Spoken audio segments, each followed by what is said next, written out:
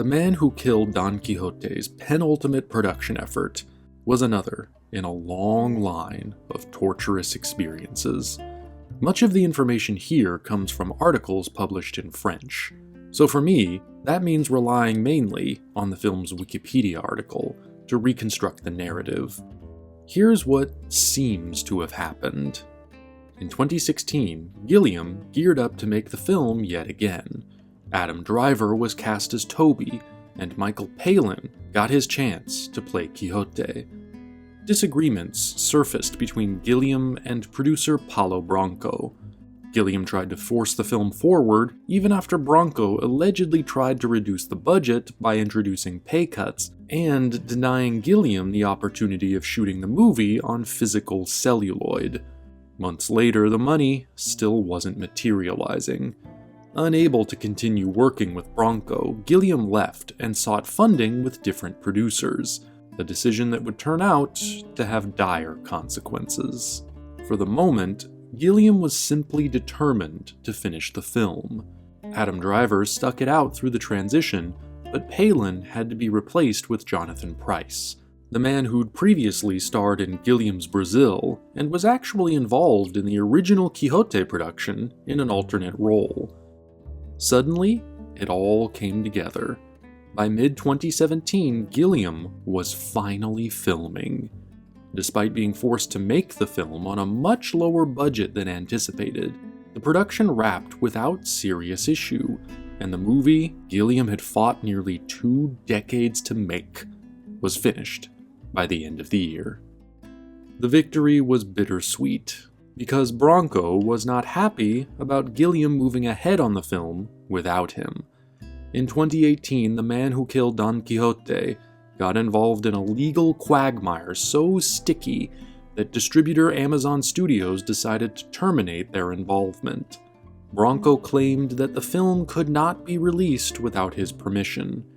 It was the movie nobody thought would ever be completed, and now that it was looking like no one would be allowed to see it.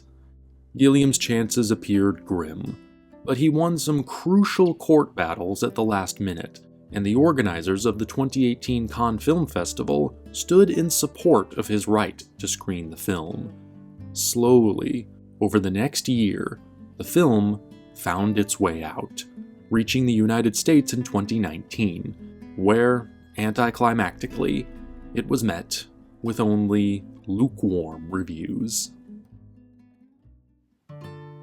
So, after all that, the question remains, is it better to dream, or is it better to create? Some might look at all that work, all that stress and anxiety, and conclude that the end result just isn't worth it. Why would someone choose to put themselves through such a prolonged nightmare? Gilliam himself seems to ask a similar question in Keith Fulton and Louise Pepe's documentary follow-up to Lost in La Mancha, He Dreams of Giants. As of this video, their film has not yet found distribution in the United States, so I don't know exactly how the director grappled with his ambivalent feelings about finally making the film. But based on the trailer and promotional materials, it appears that as Quixote started to take a major toll on his mental and physical health, his financial well-being, Gilliam did, understandably, begin to wonder, why am I doing this? It's a big question, and perhaps no real conclusion is possible. Is Gilliam the dreamer who triumphed over reality? Or just a fool tilting at windmills? What is Quixote himself? A saint or a madman? There isn't meant to be a definitive answer. In the simplified, popular view of Quixote, he is the ideal dreamer beaten down by the harsh reality of life. But Cervantes weaves innumerable complexities and ironies into his text, lending the story many additional layers. Quixote's comic behavior, based on the idealized, fanciful vision he takes from his books, is revealed to be, in many cases, rather destructive. By attempting to impose his fictional, romanticized vision onto the real world, regardless of the actualities of that world, or the feelings of the real people around him, Quixote, in spite of his earnestness and lovable innocence, continuously causes himself and others harm. Cervantes reveals, across the novel's tremendous scope, an unsettling darkness. The character is lost in his own dangerous gulf between dream and reality. Gilliam takes it a step further and recontextualizes the story to examine 21st century narcissism and materialism. In his film, which I believe will stand as one of his masterpieces, there's the added layer of Toby making his own film based on Quixote. Driven by ego and ambition, Toby ends up destroying the lives of everyone around him in selfish pursuit of his own dream of fame and fortune. Once he realizes the cost of making this dream a reality, he attempts to deny responsibility. He runs from the truth, until eventually, he loses his chance at redemption. The ghosts of the past catch up and destroy him. Through Gilliam's eyes, the darker aspects of Cervantes' story are emphasized. Gilliam's point, in my opinion, is to show us that a dream may be pure, but its purity doesn't necessarily place it above reality. Dreams are, ultimately, illusions, and illusions can potentially be as tempting as they are harmful. Reality may be impure, imperfect, but it is real. It is something for us to understand, something we must come to terms with. Fantasy does not redeem or triumph over reality, and reality need not destroy us if we have the strength to face it. The more we hide, the more we blind ourselves with our illusions, the more we end up wounding and destroying. It sounds pessimistic, but I think it's a hopeful message. Gilliam is asking us not to turn our backs on reality. He's encouraging us to engage, to pay attention, to take part.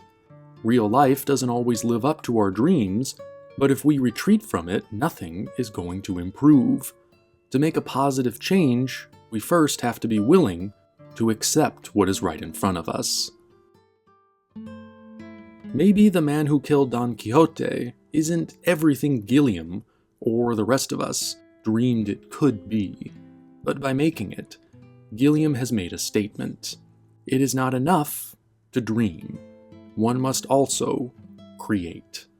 He was not content to leave this film as a dream.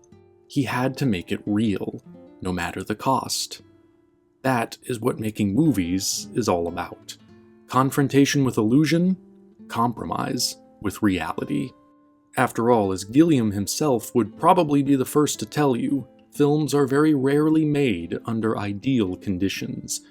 There's never enough time, there's never enough money, and the sheer amount of organization and coordination required for any production demands a massive output of focus and energy. With anything this complex, things will go wrong, and solutions have to be found as quickly as possible. A director's vision also changes and evolves through the passage of time. The world moves forward, the artist grows older, and the things they want to say change with them. The movie Gilliam made in 2018 is not the same one he set out to make in 2000. That one died with the original production, and Gilliam pulled something new out of the ashes. One pitfall of films like Gilliam's Quixote and the other films I cover in Unmade Masterpieces is that they can become like a shared dream, perfect in every individual's head. Once it actually exists, it becomes imperfect, and we start grappling with the reality. But this is good, because reality is the only place art truly exists. Creativity isn't really about bending reality to your will. It's about shaping a dream until it finds its way out. Because art can't just exist exclusively inside someone's head. If it does, it's not art. An idea only becomes art once it comes into contact and conflict with the real world. That can be painful and disillusioning, but it's necessary. When an artist values their own dreams more than what they actually manage to create, they tend to become solipsistic and self-absorbed. When we, the audience, put our own expectations first, we adopt the mindset of the consumer, reducing movies to products, meant merely to satisfy consumer demand. Gilliam's Quixote may not be perfect. It may not be the movie we expected, but no matter how our various opinions may differ on the finished film, it exists. It's real, and it makes us think. In my mind, that is a victory. Because anyone can dream. It takes an artist to actually create.